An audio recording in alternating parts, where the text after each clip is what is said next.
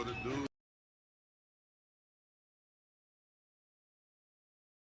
What it do, what it do?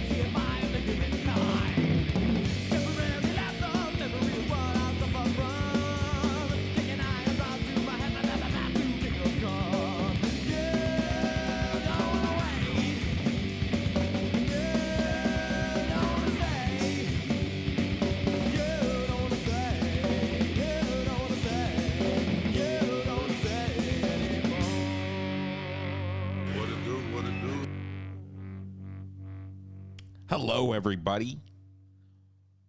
Happy Friday evening.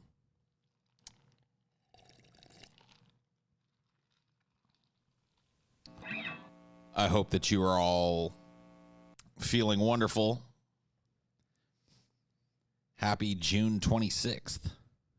Okay, fair enough. Sticks and Stones, thank you for the cones and the $1.40 knowns. Vincent Gomez, 99 cents will buy you a piece of Pez, and I appreciate it. I'm taking that 99 cents, and I'm going to get myself some Pez with it. I'm not even a big Pez guy, but you know what? I saw that 99 cents, and I was like, that's going to Pez. I'm buying some Pez with that. You're off work, having a beer, and having some legal tobacco. Hey, fucking Doesn't it feel great, man? Can we all sit and appreciate how great that feels? Because I'm kind of doing the same thing. Finished up work today, double recorded, made 2 great episodes of Deep Fat Fried, put them in the bank. And now I'm just kind of like kicking back. I'm not drinking really, but smoking a little. You know. Excuse me.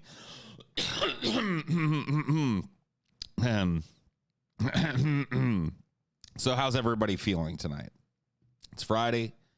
For a lot of you working folk, and I know that quite a few of you that watch are just that, it means the end of the work week for you, possibly. You have a traditional 9 to 5 Monday through Friday. I worked that type of a gig for a long time. I know a lot of people do. Feeling pretty fucking good. Awesome. Anxious, huh? Well, I can relate. I can relate, my friend. I work weekends, so it's my start. Oh, that kind of sucks, Joanne. I'm sorry to hear that, but your ass has been kicking back while everybody else has been working, so fuck you. Time to go to work, motherfucker. No, I'm kidding. That sucks. I wish it was your weekend, too. I wish we could all have the weekend together. You're nodding off, Dad? Well, of course you are. You're an old dude. Sleepy Paul's dad. I'm really enjoying this weird parasocial relationship I have with this troll named Paul's dad. Because I'm just really treating him like he's actually my dad, but I'm setting aside all the bad blood. And there's actually some kind of psychological benefit to it. It's great. It's so covertly, harmfully parasocial that I'm actually getting off on it. Isn't that right, Dad? As of 3 hours ago, I've officially graduated. Well, fucking congratulations, Maurice Martineau. Look at you. Graduated what? College, high school, drunk driving education course. You know? Not that it matters. Congratulations are still in order. Shout outs to Big Paul from Spain. What's up, Spain? How you doing over there? High school? Well, congratulations. That's a good feeling. It's a scary feeling, too. At least I remember it being like, oh, shit. I'm a fucking adult now.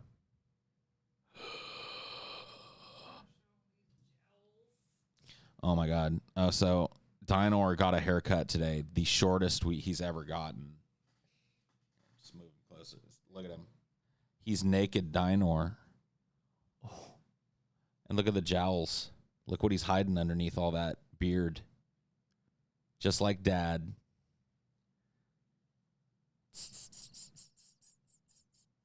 He's so cute. Oh my God, yeah. I don't think they'll be able to see it, unfortunately. But I'll post some pictures on my Twitter of Dinor's rat tail. Oh, now the cat has gotten loose in the room. It's a party. It's a party. No, it's cool. There's Cricket. You gotta, yeah, there we go. Say hi, Cricky. You always look so big mad. All right. There's the menagerie. There's the fam. Yeah, Cricket's cool. Cricket is too cool for school. Can you do a captain's log star date? Also, could you do a diving deeps session? Huh? Say what?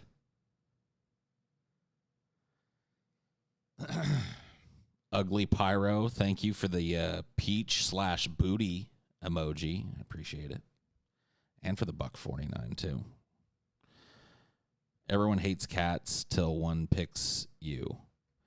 Well, I don't think he's picked me. He's a mama's boy, but he's real nice to me now. Like, we're bros. So He's the first cat that I've ever been like direct bros with. I loved he. Well, I guess that's not true. Squex. When Squex was a kitten up through his adolescence, he and I were bros. You seem in good spirits tonight. I kind of am. It's getting towards the end of my work week. I still have one more thing to shoot tomorrow with the guys. I had a lot of research over the last couple of days for my episode, and that all came to fruition today, and that's in the bank, and everything's good. So, yeah, I'm feeling pretty good, man. Buy yourself a sody pop. Thank you, Stratocaster. And thank you for the 2 euros. Is that what that is? Two pounds. Here's 2 pounds for some napkins. I don't know. I don't know what 2 pounds buys over there. Some napkins, reckon. Thanks, Quick Sticks. Thank you. Thank all of you. Thank all the donators and just everybody chilling and hanging out and watching and blah, blah, blah, blah. Crumpets. You were right, Paul. Daryl Davis didn't choose love over fear. He just could not believe that people could be so dumb with their racism. I watched him on the... Yeah.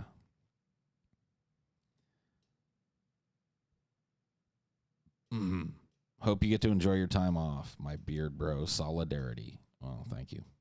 Same to you.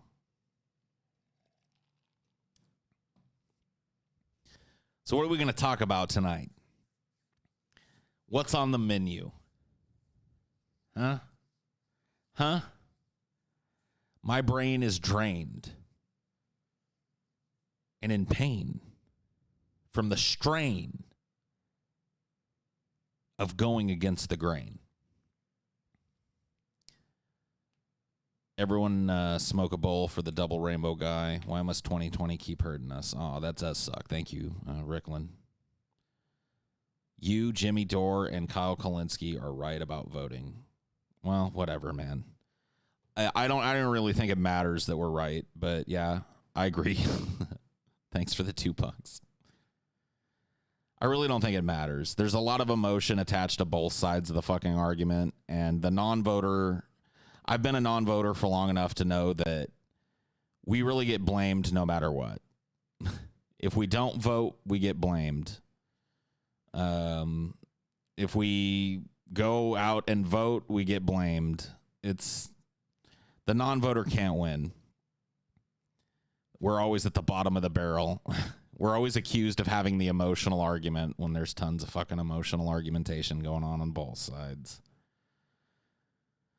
It sucks. It's not even really an argument that I think is really worth having, other than the fact that I think it's a shame that so much energy is dedicated towards trying to get people to vote for shit fuck corporate candidates that could be directed towards educating people, waking people up, having these kind of hard talks with people who don't agree you and trying to change minds and shit.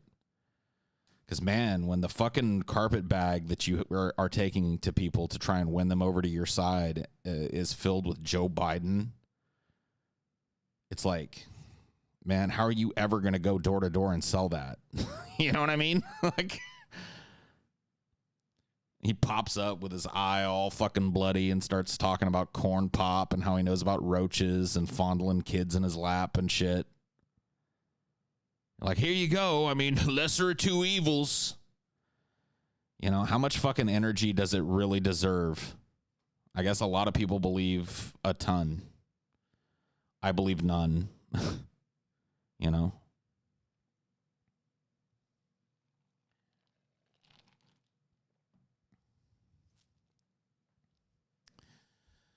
But whatever.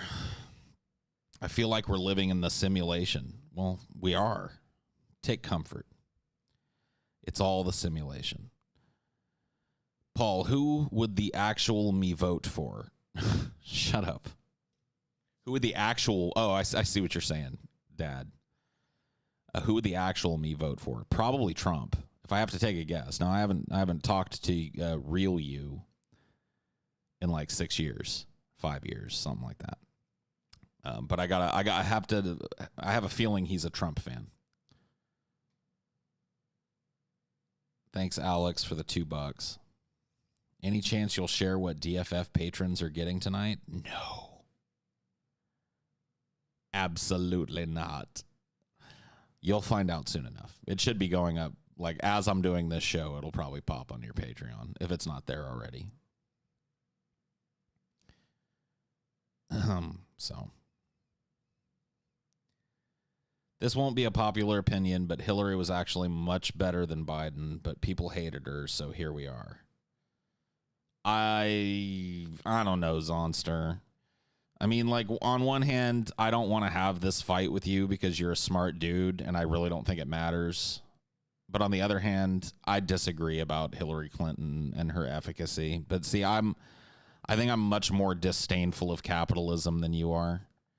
Not to call you a capitalist or anything. I just get the feeling that my disdain for capitalism runs a little deeper than yours does. And in my mind, Hillary is just a bought and sold corporatist, self-serving, backstabbing piece of shit fucking politician that constantly has her finger up in the air to see which way the wind is blowing and will change positions if she needs to because she just desires power and control and influence. I have her clocked. I just know this about Hillary Clinton. I've watched her operate for too many fucking years. And so, you know, yeah, okay, maybe she'd be better than Biden. I don't know. Like, at this point, I don't know. I'm so sick of having to make the shit choice. Hillary Clinton lost to Donald Trump because she was a shit choice. And there's a good chance that Biden loses to Trump because he's a shit choice, no matter what the fucking polls are saying. Polls are one thing. People vote their fucking consciences in the voting booth. I ain't going to say shit until the votes are counted and we've got a fucking president-elect and there's no controversy. It's Paulie P with the big D. My monarch caterpillars are... Oh, shit. My monarch... I thought that this whole thing was going to be a wrap.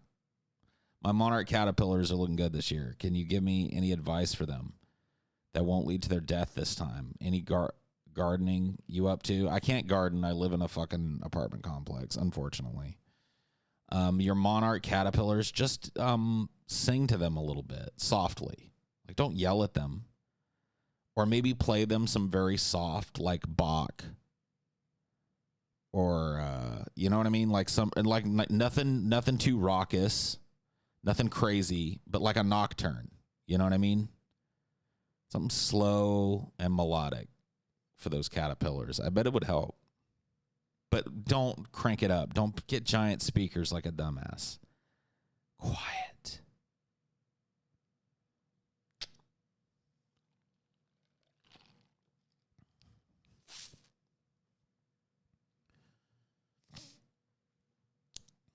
Sorry, I'm missing some super chats here, so let me roll it back.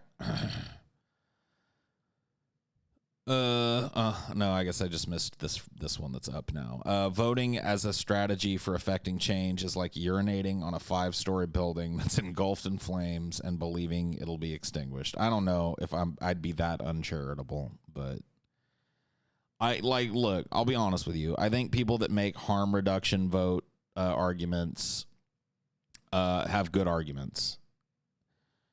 And I'm fine with people voting. I honestly am. Go do whatever you want to do. I'm not going to fucking stand in front of the poll and tell you, like, there's no point. Like, go ahead. You know how I feel about voting, but I really don't think any less or better of you if you go vote. So go do it if that's what makes you happy. But what are we going to do next? So let's say we get Biden. What's the plan? Because all I've heard is that we're going to pressure him and bully him into moving farther to the left.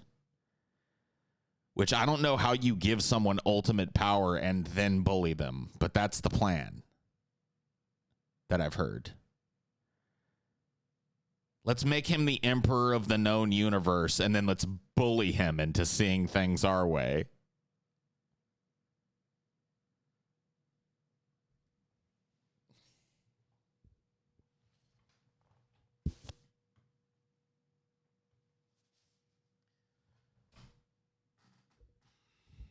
That's what I've heard. So, but then what? You know what I mean? Tipping for Paulie and burritos. Also, Hillary is just one of the old guard establishment like Biden, Bush, McConnell. Yeah. They all work for the same end goal, status quo. They're all corporatists. I couldn't agree more. And I said something on Vosh that I kind of forgot about. I hadn't went back and watched the whole thing. And I told him, and I was kind of exasperated at this point. I just told him, like, look, I'm done voting for fucking capitalists. I won't do it. Period. Like, it is so fucking crystal clear to me that capitalism is the problem that I refuse to vote for a person that's going to continue it. And that probably means I'll never vote again. Because it's an impossible standard to meet in the United States.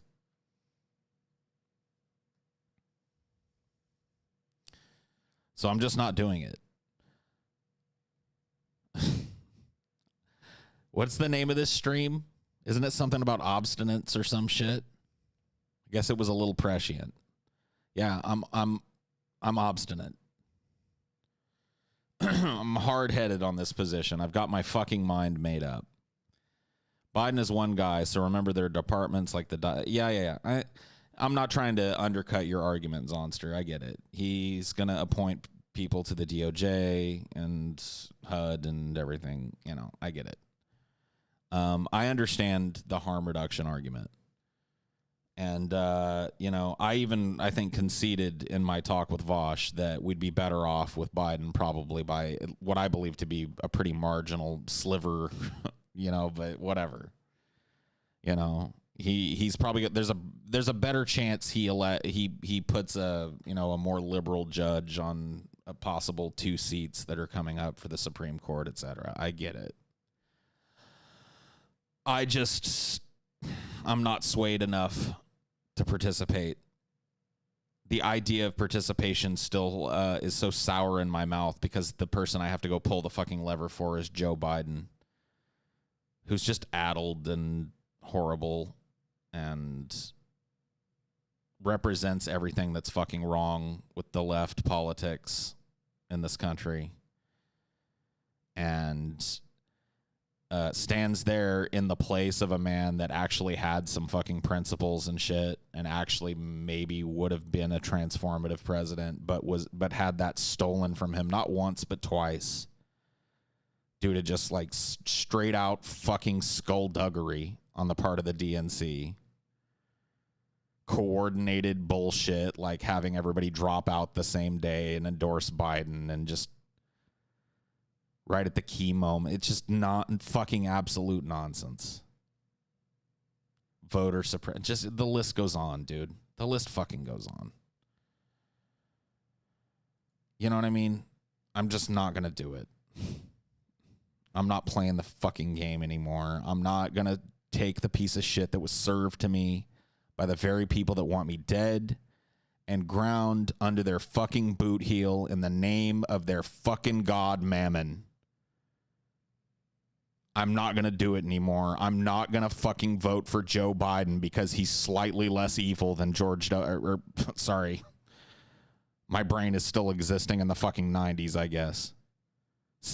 Meet the new boss, same as the old boss. Donald J. W. Trump Bush.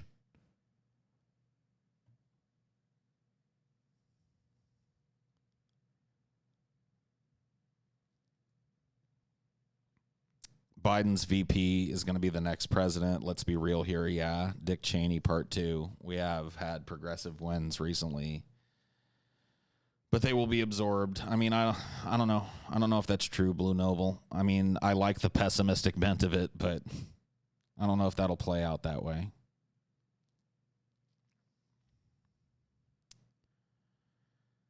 But, what choice do we have but to participate or not participate to the best we all believe and see where the fucking dice fall, at the end. Instead of forcing people to be modern-day slaves to the capitalist system, how would you feel if we required a predetermined amount of community service every year to qualify for UBI? I would feel that would still exclude a lot of fucking people and still leave gaps. I'm in favor of a UBI that doesn't have a work requirement, because that work requirement is inevitably leveraged against certain people. Like if you want a good example of that, look into the welfare to work programs in Michigan that ship people out of state to work horrible fucking shit jobs. It's horrible. Just understand. UBI is not UBI if you have to fucking work for it. Everyone's political plan seems to boil down to hopes and prayers, nothing concrete, just a buttload of what ifs. The future's a blank page that's on fire. Yeah. To a certain extent. Yeah, some people are too disabled to even work on a computer. I know it's hard to fucking imagine. Some people are unable to work.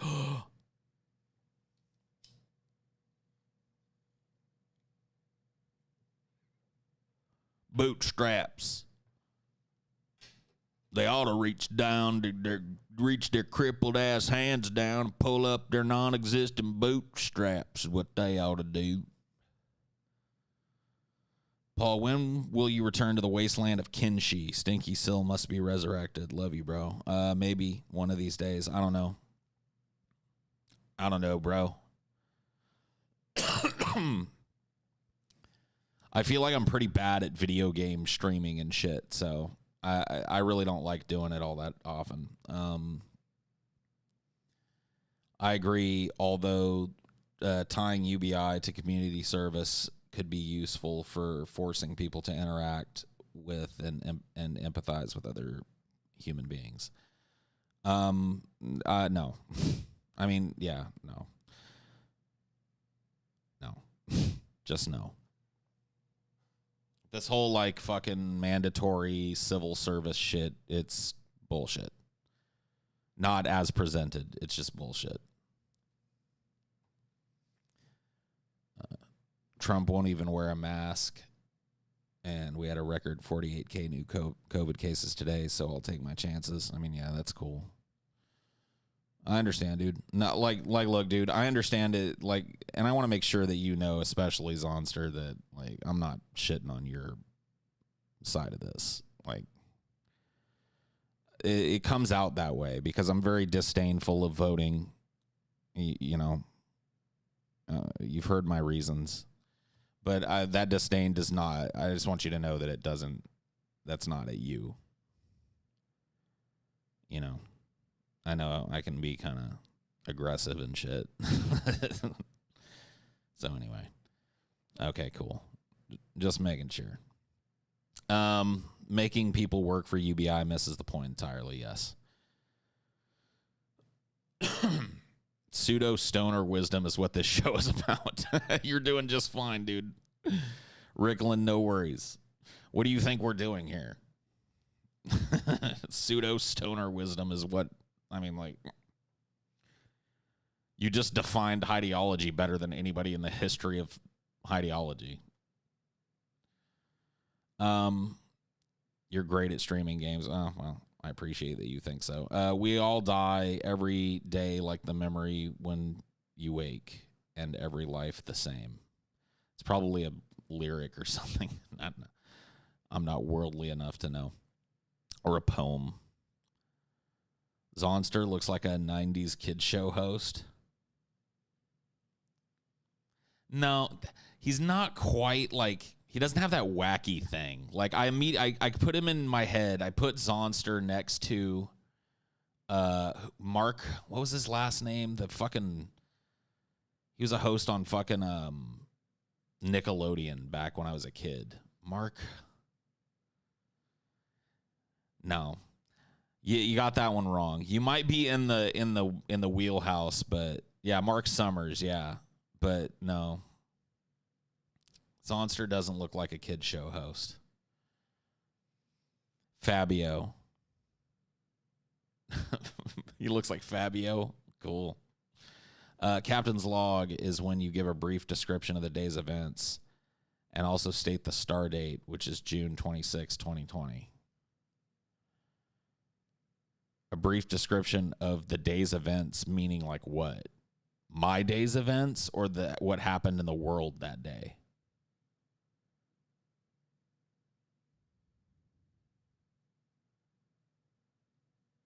I don't fully understand. My day. Okay. I can do that. Captain's log, start date June 26, 2020. I woke up today pretty tired because I was up late streaming last night. I had a good time, but I'll have to watch, how late I stay up in the future, especially on days that I know are going to be busy, like today was. I woke up and the first order of business was getting Dinor to TJ and Chelsea's house so that Chelsea could work her wonderful dog magic on Dinor, which he desperately needed. Dinor, over the course of this lockdown that we've been in, we have been battling fleas. Now, I live in a state that is already really prevalent for fleas and ticks and shit. But like every dog that lives in the area that I live in has fleas in this apartment complex because it's right up against a stand of woods and there's like a lot of moisture. It's just perfect for them. And so try as we might, Dinor keeps getting fleas and Cricket gets fleas. And we're cleaning our carpets with the flea shit. And we're fucking giving them flea baths as often as we can. And we're putting the shit on it, but it's just not working because there's just so many goddamn fucking fleas. On top of that, Dinor was just shaggy. Like Dinor had his hair had grown all the way the fuck out. And so he was just like shaggy and fleas and itchy and not feeling good at all. So I finally got to take him to Aunt Chelsea today. She hooked him up. She made him naked. You guys can rewind the stream if you want to see him. He's a naked boy now, but he's feeling much better. Got a good haircut. No fleas, no more. Everything's good for him. So, yeah, he's dewormed. So no worries there, dirtbag. You know what made Stephen Hawking a badass, not his genius. He never gave up despite his physical limitations. He could hold a room captive while drooling on his lapel. Yeah, that's true. I mean, but his genius made that possible as well. Well, hello, Ricky Parker. Thanks for the $10. I appreciate it. And thank you to Slain Hope for the $10. I appreciate it. So anyways, where was I? So anyway, yeah. So dropped Dinor off with Aunt Chelsea. And by the time that I got done with that, I just had enough time to kind of have a cup of coffee and get ready to double film today. And that went well. Everybody showed up on time. There was one kind of hiccup during the recording of the second episode where Scotty started to drop in and out. But because we're pre-recording, it's not that big a deal. So we just kind of took a break and he restarted all his shit. And we were able to finish out that episode and it'll all be mended in post. So that's good. We got good recordings of it. No problems there, which has been kind of an issue lately. So I think we're starting to get a handle on how to safely produce the show from a distance. That's good. As soon as I was done filming, went back and picked Dinor up. Was kind of shocked at how much Chihuahua I could see in him now that he's shaved down. He usually has a very Shih Tzu look to me. But shaved down, he looks a lot like a poodle and a lot like a Chihuahua. So that was really interesting. And since then, finished up the last season of Hell's Kitchen with my girlfriend when I got home with Dinor to kind of mellow out. We had a couple episodes left. Watched those. Had some dinner. She made a fried rice with fresh shrimp. It was delicious. I got good and full, and came in here to chill. That's our our stoner's log for the day. I remember a clip where these construction workers that were amputees were working. It was shared to prove disabled people can still work. Thoughts? There are certain types of amputees and certain types of jobs within any industry that amputees can work at. So I don't really think there needs to be evidence that amputees can work. Amputees are employed at all kinds of places. I don't think that it proves that everyone can work. Amputees are actually incredibly capable, especially the ones that put their fucking minds to it. Now, of course, the more limbs you're missing, the harder that becomes. But when you're talking about the most common amputee, which is a single limb amputee, it's remarkable what they can do. Absolutely. And I don't know that there needs to be any proof for that. Hi, Paul. I'm curious if you read the comment I left on your A Comedy of Errors video I brought up last stream. Sorry to be a pain. It's kind of personal, and I want to delete it once you've read. Yeah, I'm sorry I didn't. I will go back and find it and read it, and then, you can delete it. I don't want to read it on air if it's fucking personal to you, but it's all good. It's right here. Like, the stream that you're talking about is right here, so I'll figure it out. I'll read it. I try and read all the comments, so there's a good chance that I did read it, but I'll make sure that I make a note of it. You're talking about mental disabilities too, of course. But all that's just made up in their mind. Just an excuse to be lazy is what that is. Mental illness. Oh, what a world. Ain't no such thing. Paul, what was your job before Deep Fat Fried? Before Deep Fat Fried, I was on a podcast called The Drunken Peasants. And before that, I worked for the school district as a network systems information specialist. I did that for about 8 years. And then before that, I worked for Starbucks, started as a barista, was hired actually on January 1st of the year 2000, and worked there until almost the end of 2008. And I worked my way up as high as basically an assistant store manager.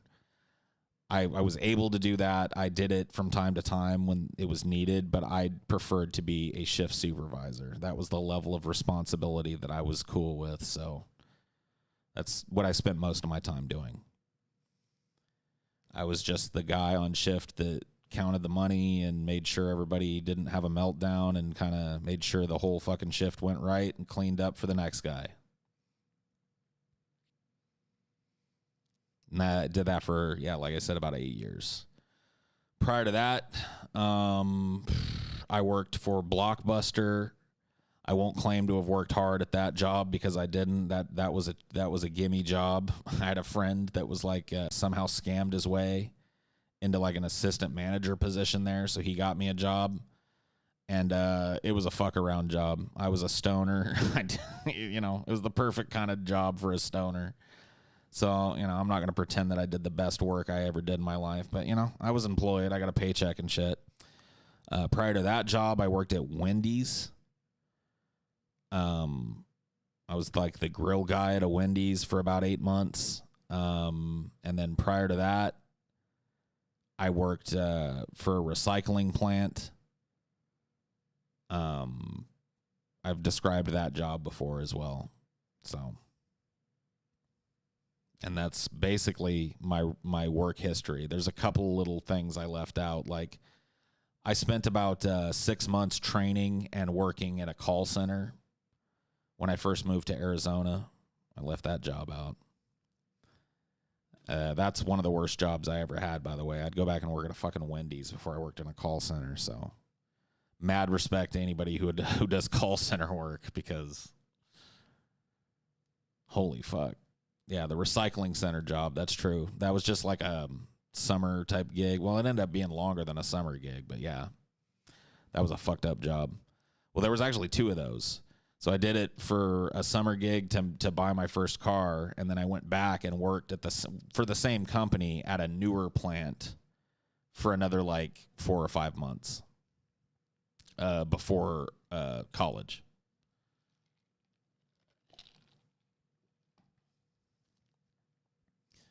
Bro, I've done Wendy's, recycling, and call center. Well, then you know what I'm fucking talking about, bro. You're there with me.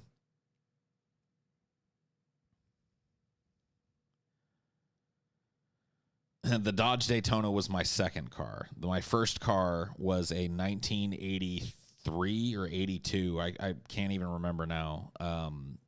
Ford Tempo. That's how I got my start in IT, too, a tech support rep in 1999. I got my start in IT due to nepotism. So I was a computer hobbyist, meaning that I, knew how to build a PC, and I played PC video games and shit. My brother-in-law had kind of wormed his way into a position with the school district. They were doing some expansion because they had added so many computers. They needed IT guys, so he got hired there. And once he'd worked there for about 6 months and established himself, he called me one day, and this was, like towards the end of 2008 or so, and was like, hey, there's this crazy job at the school district, blah, blah, blah, blah, blah. You'd be like an IT guy. It's a shoe-in. Like, I could totally get you hired here. And I was like, cool. Because I was, looking for something different. Starbucks was getting pretty sour by that time. And so I was like, cool. Yeah, I'll take it. And it basically worked out just like that. He recommended me to the boss, who he was in good with already, because my brother-in-law is in good with fucking everybody. It's just his skill. And then the boss was immediately in good with me because I was in good with my brother-in-law. And it was, it was just a sweetheart fucking thing. Now, the job was fucking insane. But I had no business doing it. Well, in terms of like education. Now, after I'd been on the job for 2 or 3 months, I was it didn't matter how much schooling I'd had. I knew what the fuck I was doing. So, but yeah, I had no business getting a job like that. So I was able to go through and do their testing, and I'd never worked with Macintosh computers, which they don't even call them Macintoshes anymore, but that's what they had there in a lot of the schools, and that's what I did some of my testing on, was networking a Mac, a Blueberry iMac computer. Never done that before, but I puzzled my way through it. Paul, check out the Convo Couch sometimes. They talk a lot about collective organizing for workers, the State of Unions, USA. Okay, cool. I'll do that, man. Thank you, Tijuana Foreplay. Cool name, and a cool 100 Mexican pesos, I think, or dollars, or I don't know how that works down there, but thank you. Excuse me. I'll check out the Convo Couch. What's your dream job? My dream job is that nobody has to have a job. What's your dream job? Once you've been in the workforce for as long as I do, you know that the term dream job is non-existent. And so you don't. That's all I can tell you. There's no such thing as a dream job. I tried corporate IT support once. Basically drove me to the point of suicide. Yeah. Well, I did, public sector IT, and it was, I imagine the pressures were different, but the end result was the same. In 1999, being a tech support rep paid better than staying in my field with an MS in psychology. That's fucking crazy. No, it is true though. I was blown away. I immediately went from struggling to stay in the little condo that I had to being able to buy a house. Like, not a huge mansion or anything, but like the money was like, whoa. It was the most money I'd ever made in my life up until that point.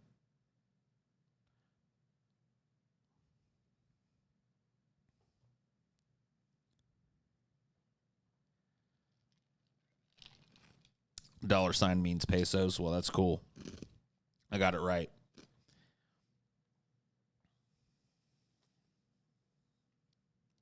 How was home ownership?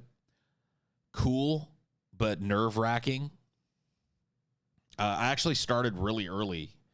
So I bought my first house at 22 years old on the strength of, no. Okay, sorry. That's a little early. I was 24. So I bought my first house at 24 years old on the strength of my job at Starbucks. And it wasn't a house. It was a condo. But I owned it. And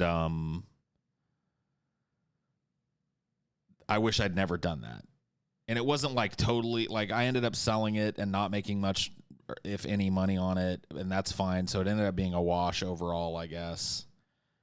But that was probably a bad idea. But at the time, it seemed like a really good idea. I was frugal with my money, and I saved up enough, and I lived within my means enough to where it made sense. And so I did it. And it wasn't bad. Owning an actual house with like a front yard and a backyard and a swimming pool, and like, no, you know, it was an old swimming pool. It wasn't the nicest swimming pool, but the fucking thing had a pool. So it was like, that was cool at first. And then you realize, like, all the shit that you are now responsible for. See, even in the condo, I lived under a homeowners association. So they took care of all the pruning and the mowing and the planting of flowers and the maintenance of the property and all that shit. Now all that shit's on you. Now, if your house needs to be painted on the outside, it's like, well, I could hire a dude and pay out the ass or just paint my house. That is kind of nerve-wracking. Unless you're the type of person that really enjoys that type of shit. And I'm not saying I didn't. To a certain extent, I did enjoy some of that. But the sheer amount of it, you don't realize until you, like, own a property, you know? Really, like, own a house, and then you're like, holy fuck, this place is literally trying to fall apart around me, and it's my job to keep it standing, you know?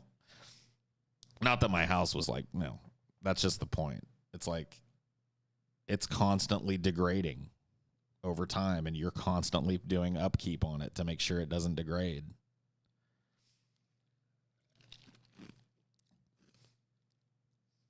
I hesitate to say that I will never own another home, but I don't think I will. If by some, you know, happenstance or luck or whatever, I end up really wealthy, I might purchase a property or something, but seeing that I'm going to stay right about where I am for a while, I just don't see it in my future, and I really don't want it, honestly.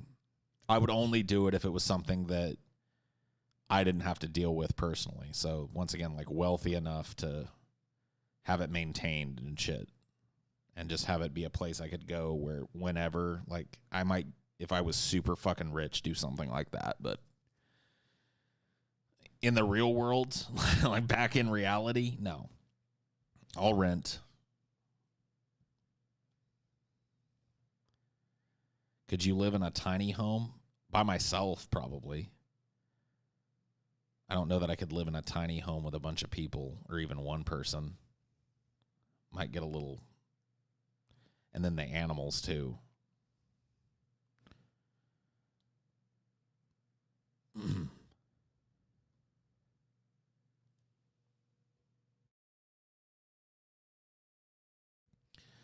What happened to the house your parents had built, and have you seen what it looks like now?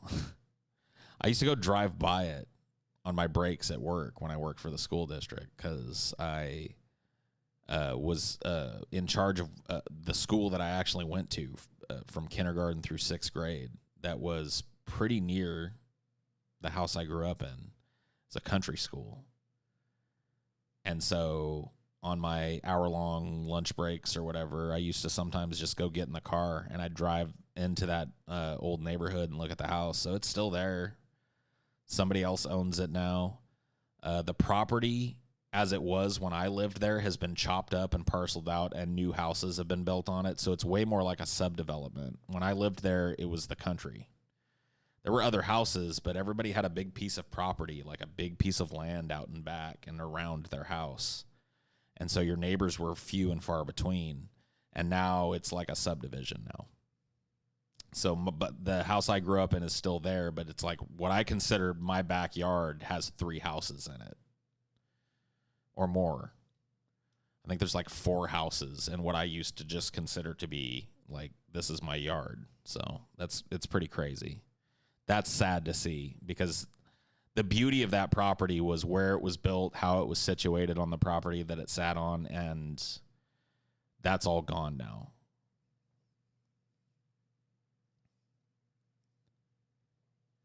If I was really rich, I might just buy all those properties and have all that other shit torn down and restored back to what it was. That'd be cool.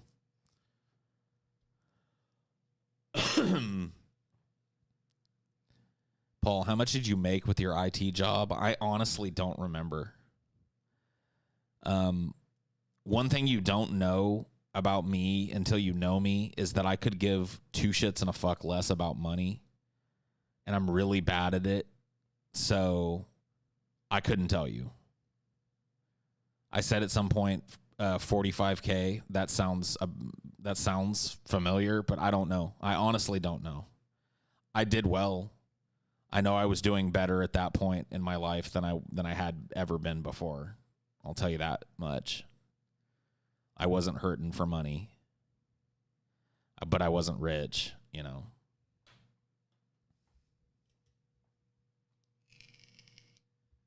What did you do with all that money? Invested it in a purchase of a house. Had 2 car payments at one point, one for me, one for the ex-wife. Had animals. I don't know. What do you do? Maintenance of the property, a vacation every once in a while. Banking as much as you can into your retirement and all that shit, like a good citizen is supposed to.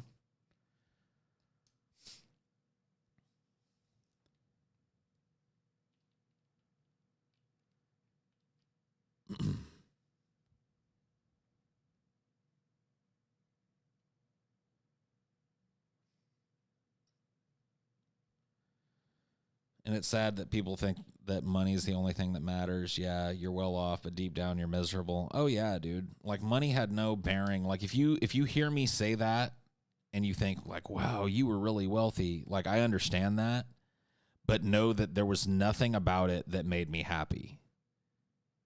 Like, not really. Like, there was a sense of like pride and ownership, I guess, but there was nothing about it that made me genuinely happy. There was nothing about it that fulfilled me in any way, shape, or form. And I sat and I rotted in that place. Like, I purchased a house.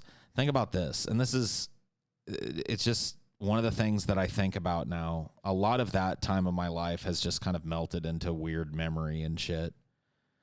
There was nothing on the walls, like, at all. No paintings, no pictures of family, no nothing. It was just like a bare-walled place the entire time I lived there. And I lived there for like 7 years. I don't have my own place yet, waiting on the vaccine. By the way, I love the idea of a Highdeology Discord, only for those with the proper breeding, of course. Right. I don't think I'm going to do it. I talked myself out of it, but yeah, it's an idea, but once bitten, twice shy when it comes to Discord, and I'm now twice bitten, so I've had my fill of Discord. I'll go visit other people's Discords, and when it goes to shit, I'll just leave. Why wasn't there anything on the walls? Because there was no, like, warmth to it. It's hard to explain, dude. What's your problem with the no avatar community? I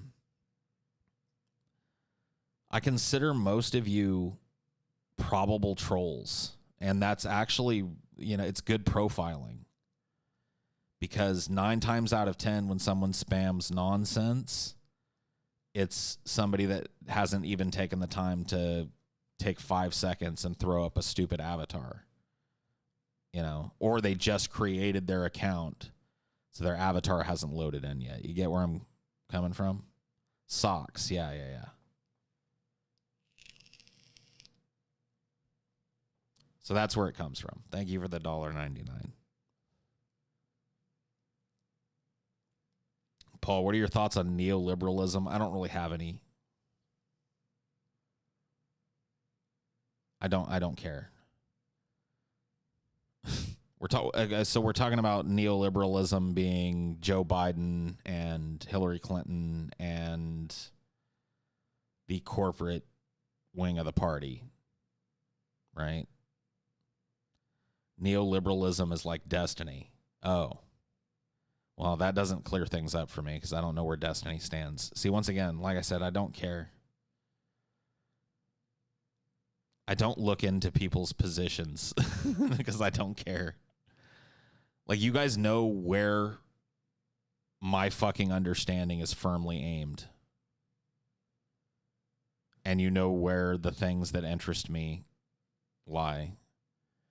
And labels they've never been a part of what we do here.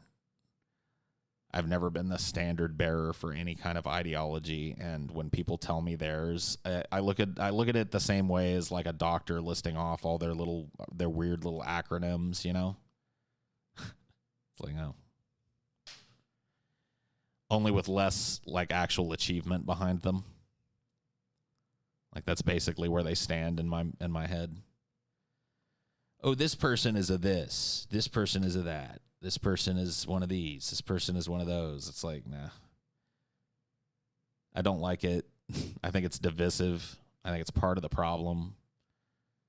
And I think it's just part of the human mind to overcomplicate things sometimes. Your lighting setup reminds me of being on acid. Bleeding color. Yeah.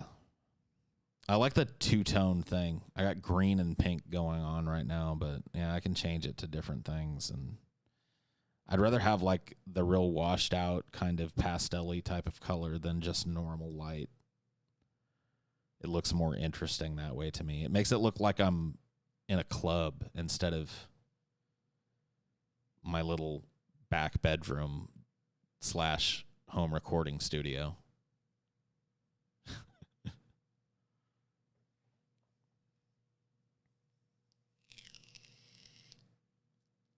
I'm in the club. Can't you guys hear? I'm sorry, I can't.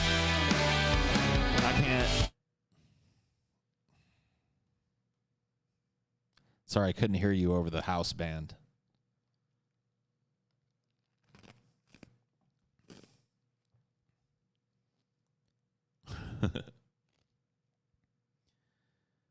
Couldn't hear you over the bumping of the house band. If we gathered all the parallel universe Pauls together and ranked them by personal achievement, where do you think you'd fall? Somewhere near the lower end of the spectrum, for sure. I'll be honest with you guys, I've missed quite a few boats in my life, and I think most people do. Hindsight is, after all, 2020. But yeah, I'd say if there's like all these little alternate universe Pauls, and there's some Pauls that went a different direction where I went this direction, I'd probably be towards the lower end. I feel like, I've kind of made the bad choice a lot of times in life. Not always. There are times I've been really right, like righteously right, but there are also times I've been just really wrong. And I've got my old man regrets, as every old man gets as he gets around my age. People start thinking about like, oh man, I should have done this. And then when you realize that you haven't grown as much as you think you have, that's another hard thing too, to come to a real, because like when you get older, this kind of sense of smugness comes about you because I know more, but you realize, like, oh, in certain ways, you're just like you always have been. You know what I mean? And sometimes that can be frustrating and sad. But, you know, whatever. You know, what can you do?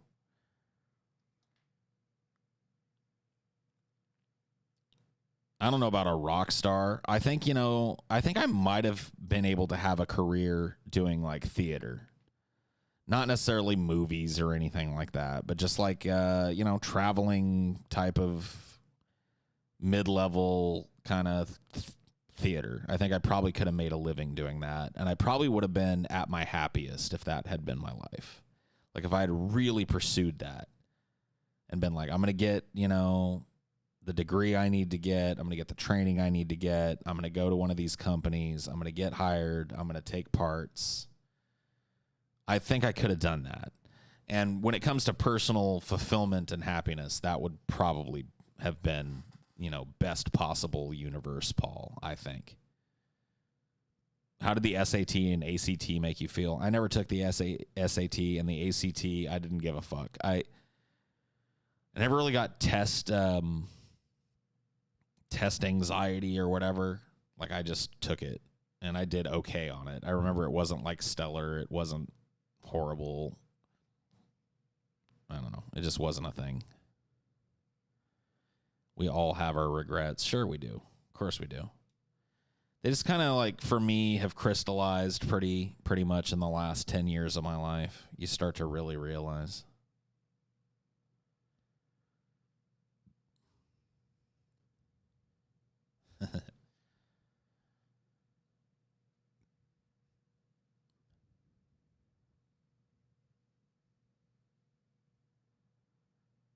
Yeah. College dropouts unite.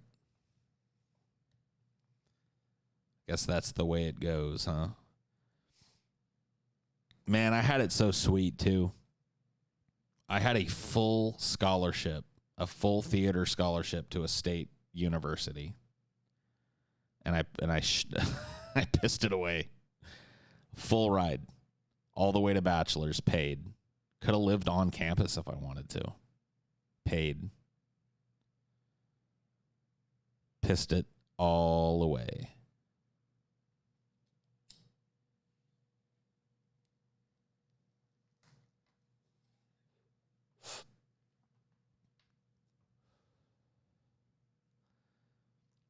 Why didn't you take it?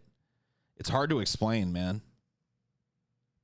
I can try, but it's one of those things I still don't really understand. I mean, ultimately, I hear my dad's voice saying, you just were fucking lazy and didn't know what to do and you didn't do the right thing. And that's probably the truth. That would be his blunt assessment of it.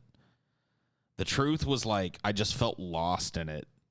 Like that's the best I can kind of come up with as not necessarily an excuse, but an explanation for why somebody that was poised to be successful turned out to, in that, at least in that way, not be. I felt like I was completely and utterly ill prepared for college by high school. And I just felt lost. I've always had a hard time asking for help. It's a flaw of mine. I'm the type of person that likes to I like to just go figure shit out. You know, I don't like to go, hey, could you help me X or could you show me how to Y? Like I've done it. I've learned to do it, but it's never been my inclination. And especially when I was a young man, it was never my inclination to ask people for things. And really that's what I needed to do. I needed to go to one of these facilities that were, student union or whatever the fuck they have, for new kids. And I should have been like, I'm fucking lost. Like, help. Tell me what to do. How do I budget my time? How do I get here on time? And should I live on campus? And what if a class just really isn't working for me and I need to drop it and replace it? Like, how do I do that? And how do I blah? And how do I, I didn't know any of this shit. And the totality of what I didn't know was just oppressive. Why did you lie to me saying you were in school? Well, that didn't start right away. See, Here, let me tell you guys what a tragedy this actually is. So, here's what happens. I get this. I won a competition. So there was a theater competition. It was a monologue competition. Dual opposing monologues is what they called it. 2 monologues with 2 different feels, whatever you wanted, within a time limit. And people from all over the country came to try and get this scholarship. It was a crazy, crazy generous scholarship. And I won it. Out of all those crazy talented kids, I ended up being the name that they come up with, and they give me this scholarship. They saw that potential in me, right? Cool. I fucked it completely up, right? My first semester, I go to a few classes, and I'm just like, oh my fucking God.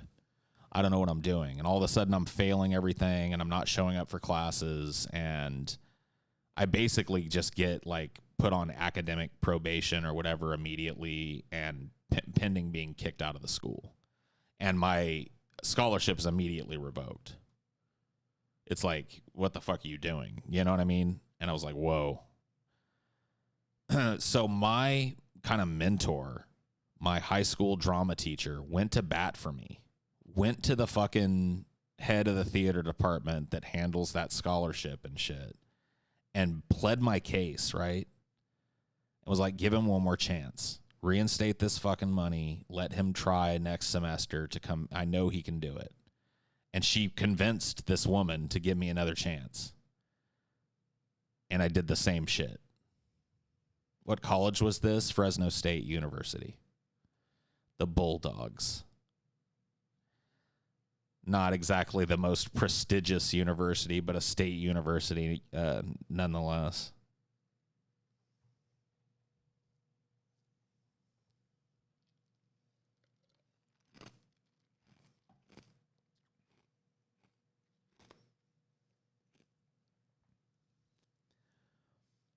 So what was that CalArts thing? That was, okay, that's another competition that I entered and won.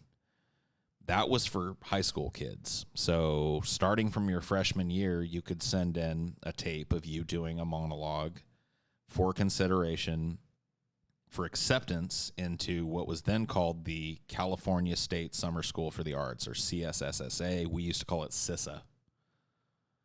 And so you would work a fucking monologue all year, basically, with the intent on, like, making it sharp. And then you would send off a tape. And once again, people from all over the fucking world actually would send tapes. So it was actually unprecedented. Me, my friend Morgan from Apple Nasty, who does all the songs you hear at the beginning of this, and my friend Rodney, who wrote a lot of the songs, right along with us. So 3/4 of Apple Nasty were all 3 accepted in the same year. It had actually never happened before. 3 people from the same school. So it was insane. It was like this insane honor.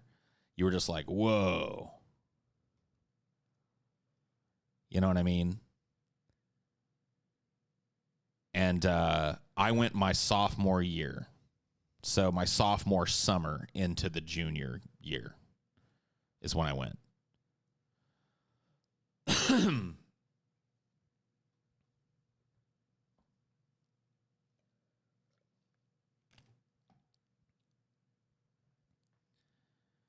Was your drama teacher really mad at you after that?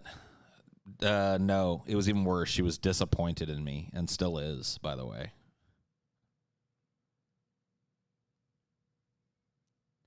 I still talk to her from time to time. We're Facebook friends.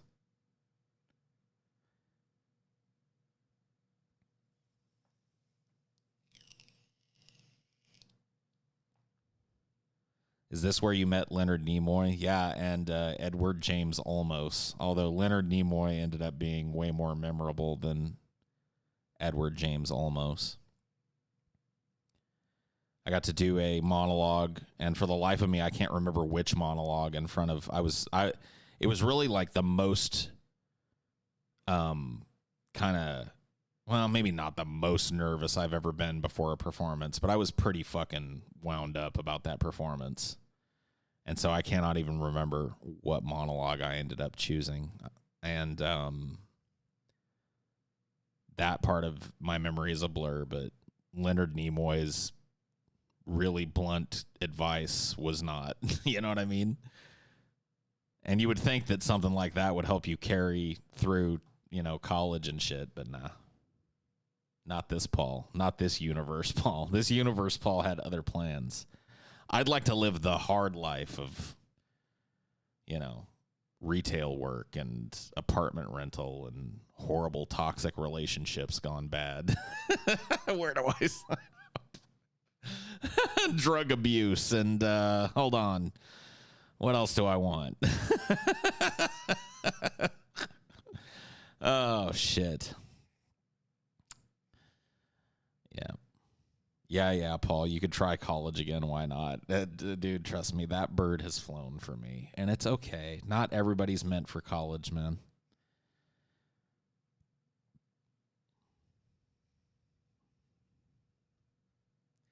How did I feel about you? Oh, Dad, you fucking thought I was the biggest loser on the planet. And you were kind of right, but you're my dad. You're not supposed to really feel that way about me. But yeah. You were real mad at me and thought I really needed a dose of the real world. And I think it's one of the best things you ever did for me, Pops, by the way, was when you found out that I was pretending to go to school but wasn't, you kicked me out. I think that was like probably a good thing. Because let me tell you something. Had you let me stay, Dad, there's a good chance I'd still be there. 40 years old, playing World of Warcraft in my room in the, basement of your house. I wasn't in the basement at the time, but that's where I'd be now. This is ridiculous. How did demon hunters go from so overpowered to so underpowered? I feel like I'm a fucking wet noodle here. Stay off comms. All right, rotate to the left. Somebody pick up these ads. Pick up these ads. Why is nobody picking up the fucking ads? Go, go, go, go. All right, stop DPS. Holy fuck, man. All right. Everybody knows this phase, right? Don't stand. If you get the mark, don't stand next to other people that have the mark. All right, here we go. All right, spread out. Why are you not spreading? Why are people dying?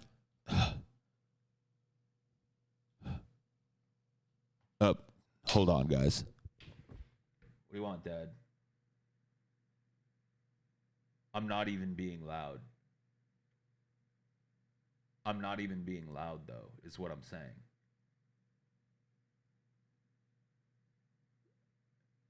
Okay. Yes. Yes, sir. Yes, sir. No, that's a salute, Dad. It's meant to be respectful. It's not meant to be disrespectful. Maybe you're seeing what you want to see.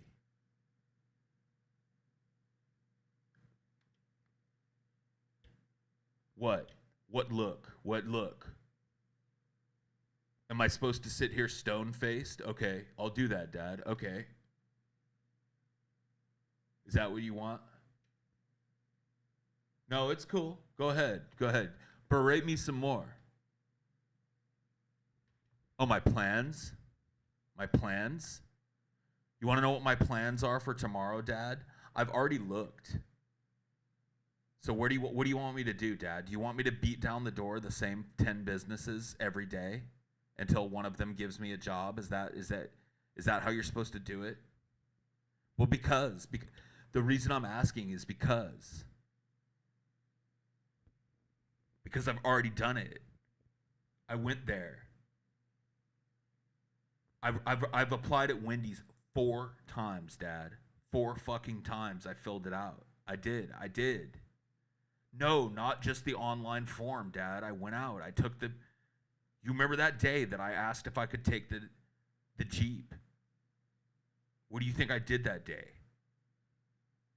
Oh, that's real cool, Dad. Yeah, you're right. I just fucked around with my friends. You're right. Okay, sure. No, I went and I looked for work. The economy's shitty, Dad. I don't know if you noticed, but like there's a virus. I know you don't wear a mask or whatever, but like I don't want to get sick. So, what are my plans for tomorrow? I'm in quarantine.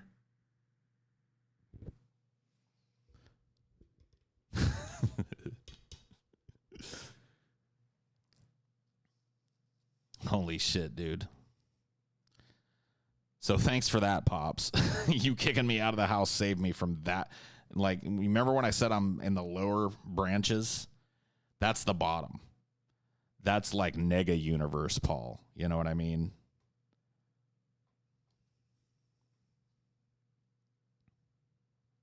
I'm 19 and that's my life. Well, let me tell you something, Dad. It doesn't get any better. Like right now, you're 19. That's supposed to be your life. When you're 40, that better not be your life, dude. No, Dad, what about you? That's what I'm asking. Because it's like, it's always about like, what about this relationship is fucking even like fair? I'll cuss if I want to, man. I'm 40. Whatever. You say that's your point, but like, listen, Dad, what about this whole thing is even fair? What about you? Because like, what do I come to you and ask for? When am I like, hey, Dad, did you do X for me? Did you do Y for me? Did you go fucking, break your ass all day fucking applying at the same Wendy's? No. Well, yeah, I know you already have a job. Oh my God, Dad. This again. Yes, I know you pay the bills, Dad. Thank you for reminding me for like the fucking like trillionth time that you pay the bills. Because I needed to hear that again. I needed to hear that again. It's like if one of these places would hire me, do you not think I would like help with the bills? Is that your fucking problem? Whatever. Anyway, I'm in the middle of something, Dad, so we're going to have this conversation some other time if you want to have this same conversation for the 15th time. Well, if you must know, I'm raiding. No, Dad, raiding is not just fucking around. Raiding is serious, like it takes 40 people. Dad, you're not even listening. Why are you laughing? Like I'm not even joking with you. It takes 40 people. It takes 40 people. There are 40 people. So okay, okay. So I'm supposed to sit here and let 40 people down because I had to have the same conversation with you. So that's thanks. No, I appreciate it, Dad. Yeah, we'll talk about this later. Whatever, turn off the internet. I don't care. Good night.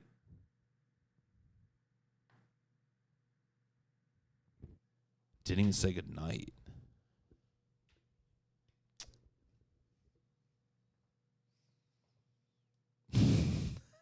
Paul has no daddy issues whatsoever. None. Basically, Jared Genesis. Yeah, as far as I understand, yes.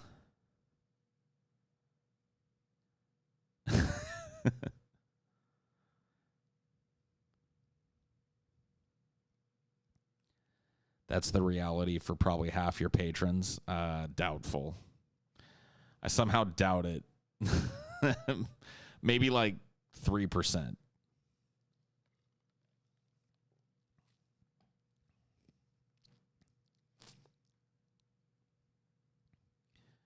Do you think your dad wears a mask? Probably not. But maybe he does. I don't know.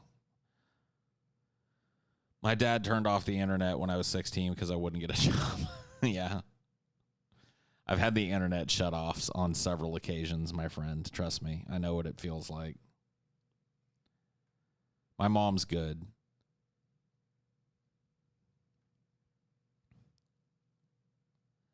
Paul, you mentioned a world without jobs. How would that work? Okay. Well, the fundamental idea is a completely different idea with regard to how we distribute resources and to whom. So instead of having this kind of barter system in place where you do the work to create the good and then I come to you with X commodity and I give you that commodity and I say, I will pay this much, and you say, no, it's this much, and we haggle and we decide on a price, and then I get the good and I give you the thing and I run away. Like, instead of that bullshit, which breeds competitiveness and also breeds things like giant vampiric multinational corporations, as we see now, the end goal is the octopus. It's the vampire squid on the cover of Time from fucking 20 years ago. That's the reality of it. So instead of that, we have a system in place that doesn't look at human time and life as a commodity, but rather as something to be protected and allocates resources to people who need them.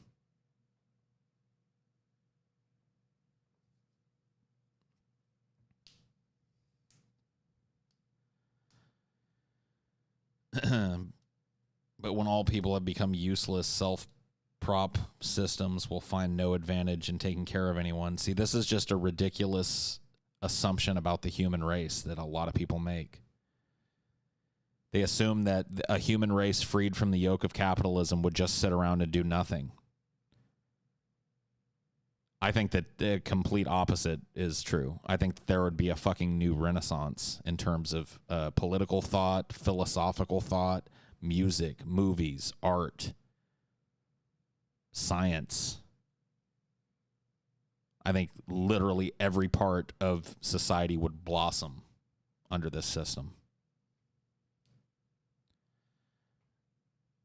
Yes, indeed. Fart! That too.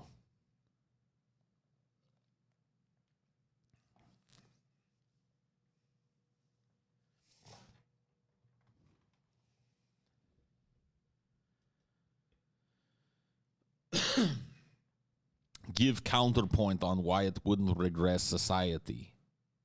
Huh? What? Didn't I just do that? Capitalism is holding the vast majority of us down. Without it, the opportunities are endless. I mean, that is true.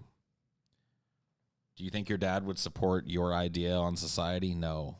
Why is my dad the center of the conversation tonight? It's so weird. But no, I don't think he would. So you don't agree with Vosh about you having to run for office to see these changes? No. No, I don't. I don't remember him saying that, but no.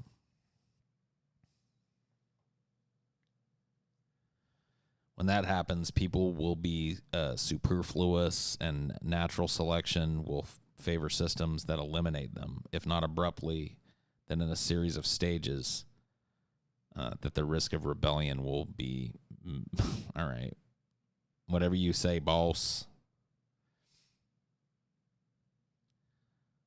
Whatever you say, boss. We have taken capitalism past its useful life by at least 20 years. It's time for the next step. Sure.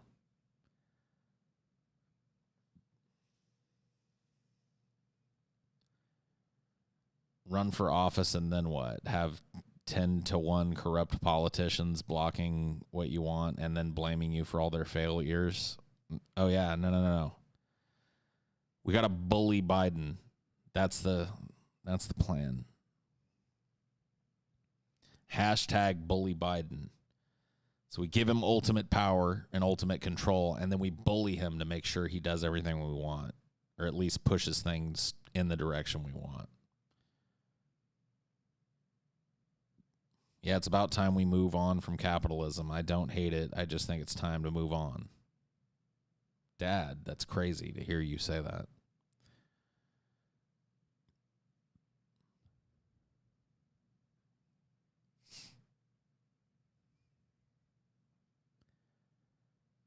Biden's ads are weak.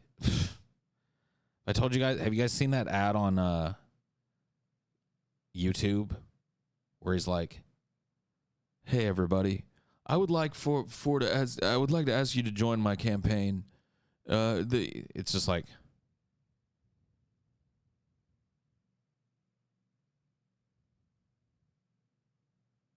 I shit you not. He's 3 words in and he stumbles over the idea and has to like reboot. I'm going to be Joe Biden.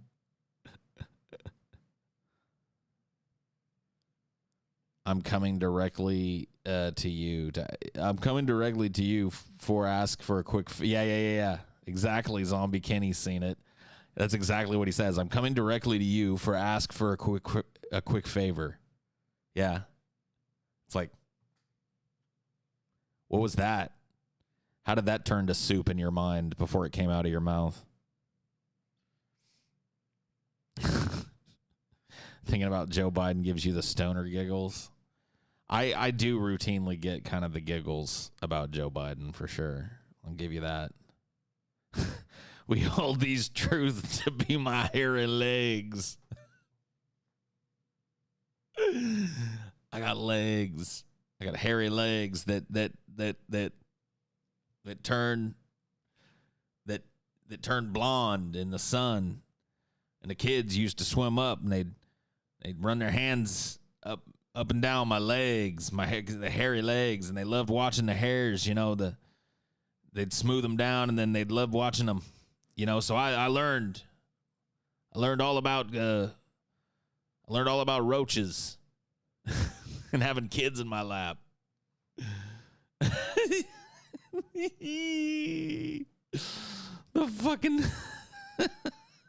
The fucking wheels are off, dude. The wheels are off the world. It's fucking insane, dude. What I like is that was the best take they got. Yeah. Well, what are you going to do, dude? Why was he talking about roaches? I think it's because he thinks that like all black people have got roaches in their house. And so he's trying to be like, I know about roaches. Because that's something that black people exclusively, they've got a lot of roaches, you know what I mean? I know about roaches. Or here's something that probably happened. Maybe one of his people that prepped him told him that, like, yeah, we've heard from several people that they live in tenements in the area that have a lot of roaches in them and that nobody's doing anything about it. Nobody will help them. I bet that's probably what it was. One of his team was like, yeah, we've talked to several of the people and they're concerned because there's a roach infestation in a tenement around here. I know about roaches.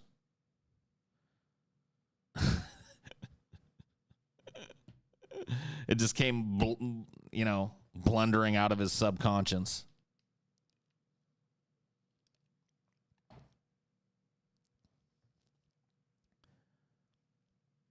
Why? I can't even say why that fast. Why? I can't even do it. Like he's on a different level.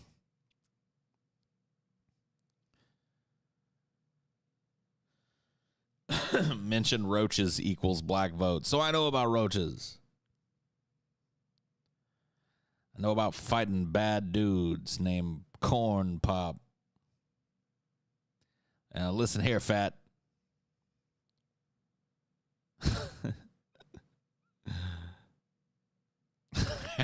I had this friend named Randy Roach. Yeah, that's right. I used to make friends with him back in the day. See, I know about roaches. Good old Randy Roach. He and I used to ride around in an old Buick that me and my daddy fixed up with the one colored guy in town that knew how to work on a car. His name was George Hamilton, I believe. Yeah, that's what his name was. Good old George Hamilton, the only colored guy in town that knew how to work on a car.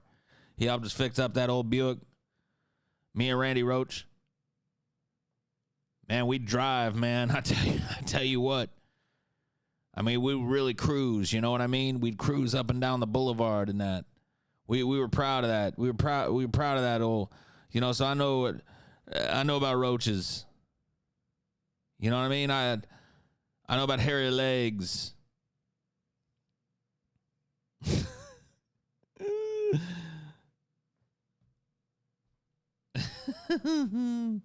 Bottle of hot sauce in my purse, yeah. I got a bottle of hot sauce right now in my purse. Do you really? Yes, it's true, honey child. Look right here. Everywhere I go, I got a bottle of hot sauce in this purse because you never know when there's going to be some fried chicken to put the hot sauce on. You know what I mean? Y'all go right on ahead and vote for Hillary Clinton now, y'all. Because we all up in here with the hot sauce in my purse, just like the people that you know.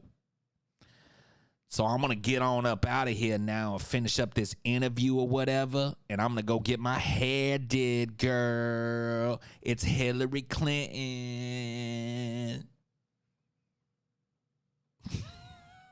It's like, ugh. Please. And like, look, dude, people made the same kind of harm reduction shit with her. And it's just like, I'm still, like, that's not the only reason, but that's one of the reasons why there's no fucking way I was voting for Hillary Clinton. Just a complete and utter fucking snake oil salesman, capitalist huckster. Hey, y'all. Thanks, Diddy Kong. I sure do appreciate the $5.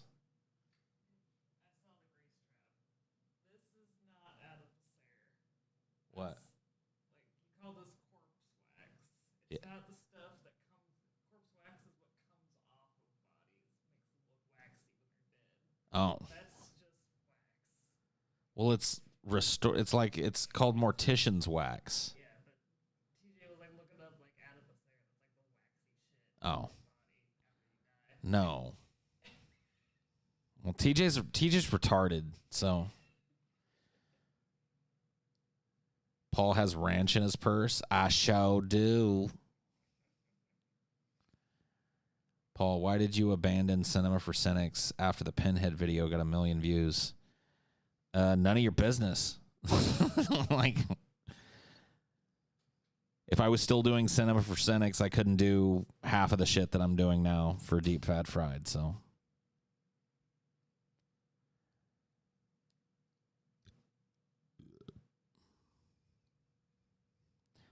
Now, I've answered your question, and if you keep making a fucking big deal about it, I'm going to shit can you. It's a sore subject with me. Paul, whose speeches do you think would be the hardest to get through, Biden or Trump?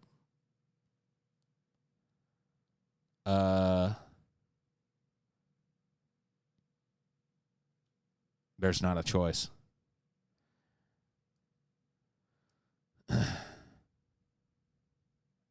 Paul, have you ever played Outer Wilds?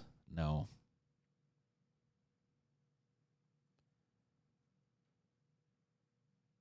Do you think that Trump is petty enough to withhold a vaccine from the American people if they vote him out? I feel like he is. No. I don't think he'd have the power to withhold a vaccine from the American people if he was voted out. So, no.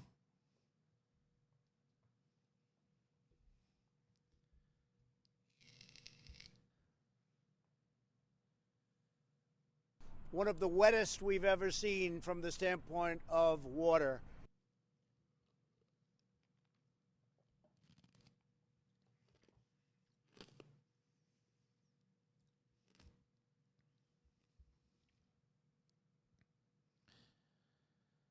Are you talking about hyped up Trump or slow Trump? Yeah, are you talking about Adderall Trump or Downer Trump?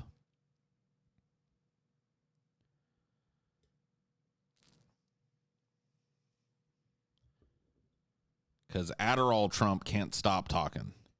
He's sweating, leaning off to one side of the podium and just and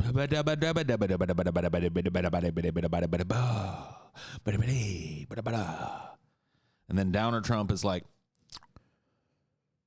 and then 35 million Americans. Cocaine Trump. Man, if it was cocaine, there's absolutely no way he'd still be alive if he was still abusing cocaine at his age. You like Adderall Trump? He reminds you of coked up Jabba. Good old Adderall Trump, yeah. MAGA tears make me hope he loses. Still not voting. Yeah. I mean, either way, there's going to be some epic tears. So, you know, I guess if you're in it for the tears, you win either way.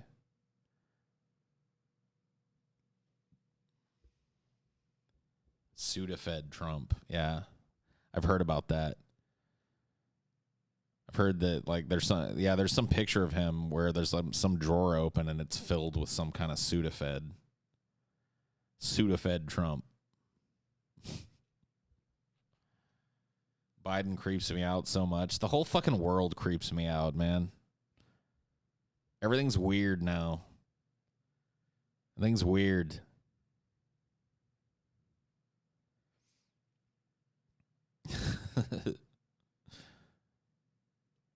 Tequila Trump would take the cake. No, dude. Tequila Trump would be horrible.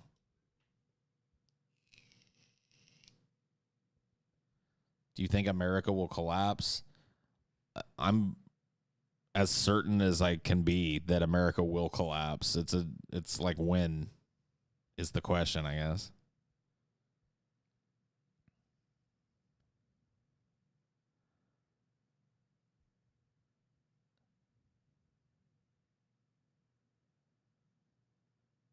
It creeps me out that Jeffrey Epstein didn't kill himself. Yeah, me too.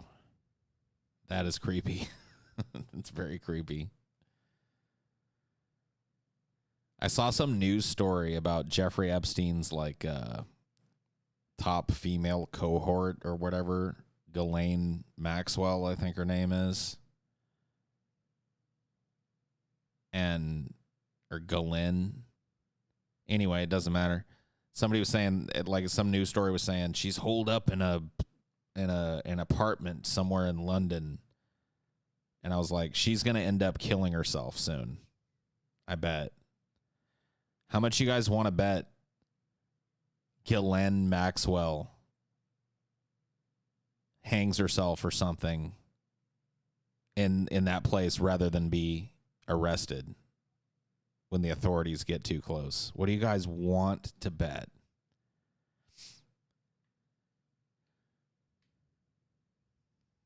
What if the brother of one of the victims worked in the prison and got revenge? Worked in it? I mean, you would hope that the FBI would make that connection if that's the case. Yeah, she is going to turn her own head around backwards and then fall out of a window or something. To, you know, a horrible suicide.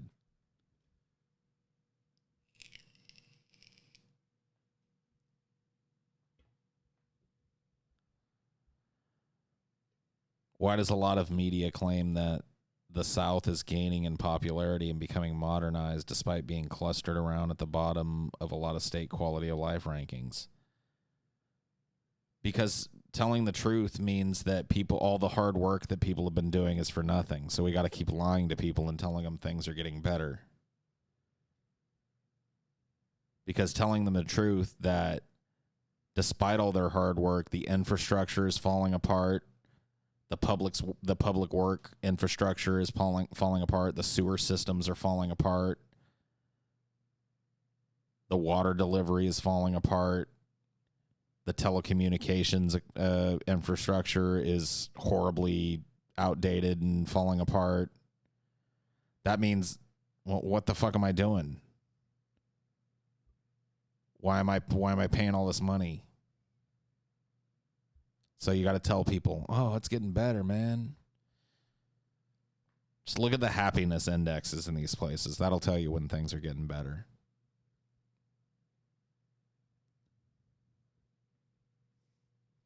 Okay, Duma.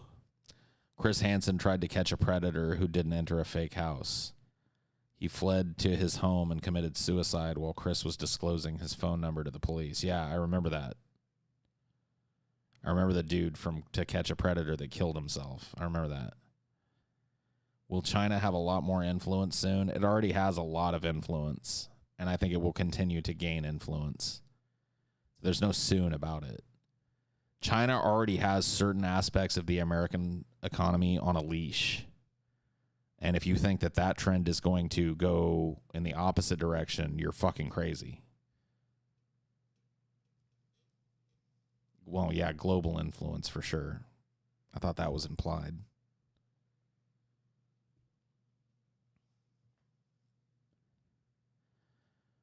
China bought up a lot of Africa, of course.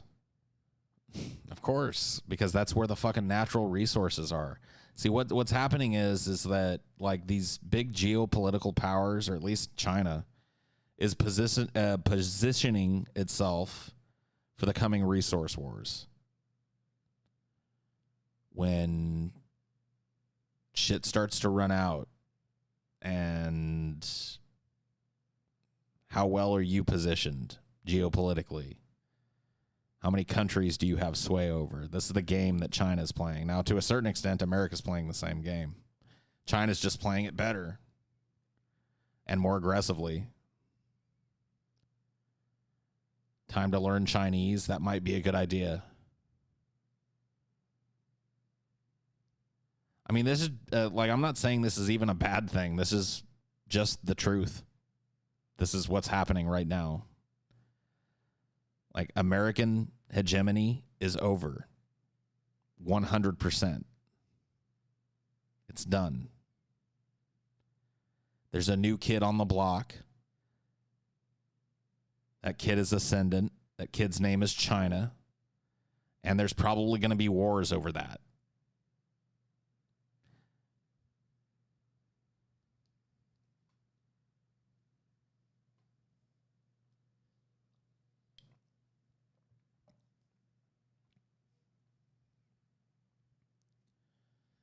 It's kind of sad, honestly. Violent wars? Oh, violent wars. As opposed to those peaceful, loving, carefree, non-violent wars. Yeah, but what about Albania? What about Albania? I don't know. What about it? China thinks generationally in terms of success. The U.S. has a short attention span. I don't know. I don't know if that's the case or not.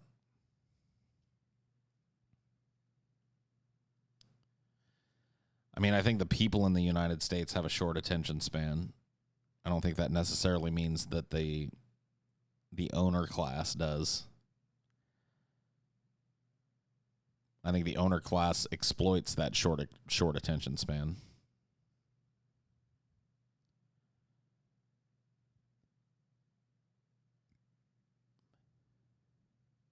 Fortunate son plays in the distance. How do you do it? Do what? Kill women and children. It's easy. You just don't lead them so much. It ain't me.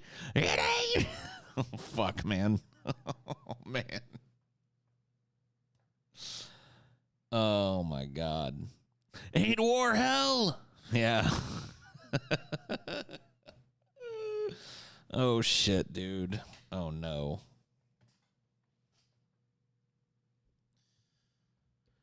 Yeah, that's right. Get some. Get some.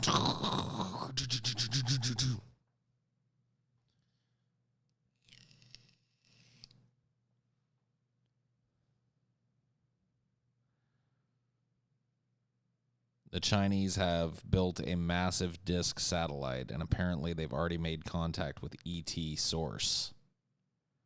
They've already got their own version of Space Force.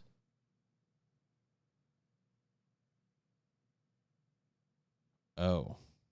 An extraterrestrial source is speaking to the Chinese? I didn't hear that. Well, then we're truly fucked. They've got a giant secret satellite that speaks to the aliens. They have ET, dude. Pack it in. Pack it up, pack it in. Let me begin. Holy shit.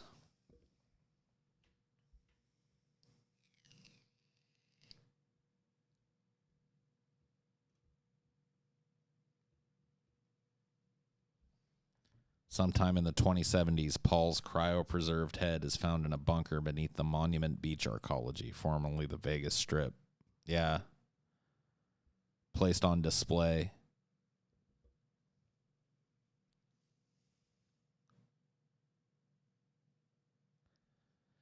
It is thought that this specimen was an important speaker in his time.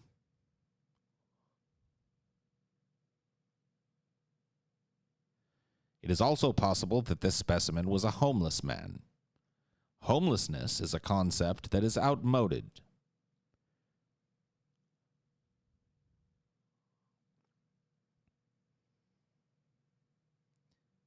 Are you signed up for cryonics? No.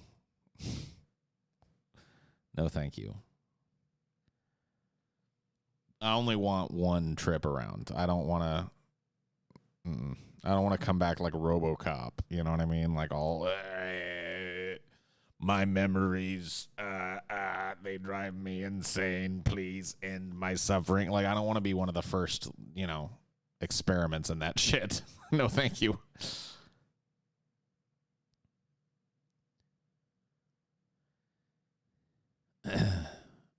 We're optimists of you to think that we'll be woke to not have homelessness in the 2070s. Hey, a man can dream, can't he? Have you ever wondered if all the videos you upload will stay online for hundreds of years and people in the future will watch them? I think, like, if you want to take a look at what's happening, go find some of the older videos on YouTube. I think that eventually technology will be such that these videos will be almost unviewable and unlistenable due to the low fidelity in comparison to what, exists in the far future. And so, no. They may be archived somewhere, and there may be some, hobbyist interest in restoring some of them or something like that, but they'll be looked at as, quirky little cultural artifacts, if anything. I bet huge groups of people will be cryopreserved, then thawed in times of low-skilled labor shortage. Oh, yeah. What if you get thawed out in the dystopian future and they're like, get to work, cryo slave? And you're like, oh, shit. Yeah, I'm not rolling them dice. No, thank you. Hey, Popsicle, stay with your own kind. Pick up a pick and start mining.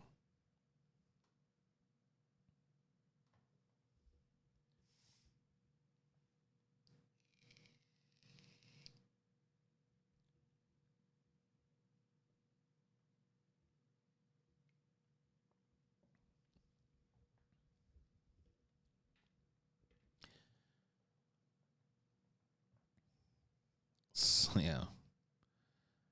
That'd be a great sci-fi plot. Yeah, it sounds like an episode of The Outer Limits or The Twilight Zone or something. Henry Wilson was a man that wanted to live forever. He committed his body to be frozen for an indeterminate amount of time until such time that technology could revivify the corpse. Well, Henry Wilson is about to wake up, but he won't find himself in a perfect utopia. He will find himself firmly planted in the Twilight Zone. The Jordan Peele Twilight Zone, I know. Oh my God, that was some fucking grade A cringe.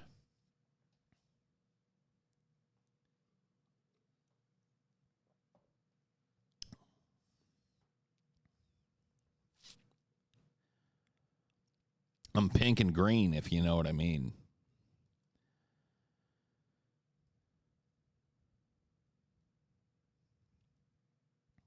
Let's play a game. How left can you go? Is this like Limbo? Don't move that limbo bar, and you'll be a limbo star. How low can you go? Bum bum bum bum bum bum bum bum bum bum. So the limbo bar is like the Overton window. Jack be nimble, Jack be quick. Jack go on the limbo stick. All around the limbo town. Hey, let's do the limbo rock. Everybody. I used to play that at the skating rink when I was a kid. Yeah, I used to go to a skating rink when I was a kid. That's how much distance there is between me and you. Bum bum bum bum bum bum bum bum bum bum.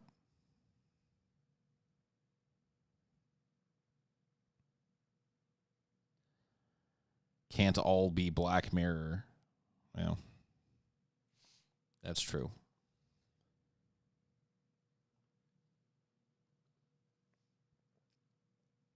I did not like the movie Us that much. There were parts of it I kind of liked, but no, I didn't really like Us. I thought Us was pretty disappointing.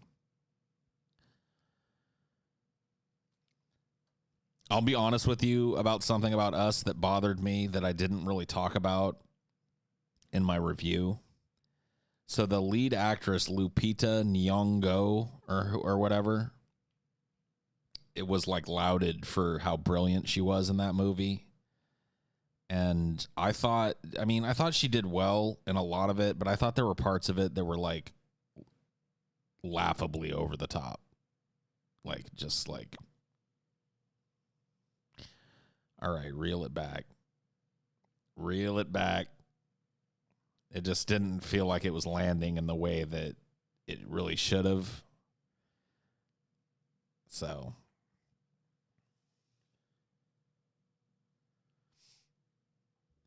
the dad in Us was the best character. He kind of sucked too. They all kind of sucked.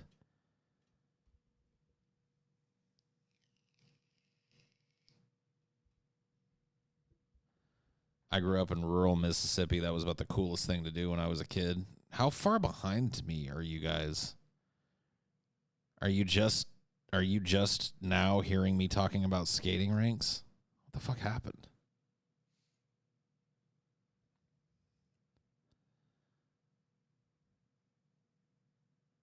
It's supposed to be ultra low latency. What the fuck?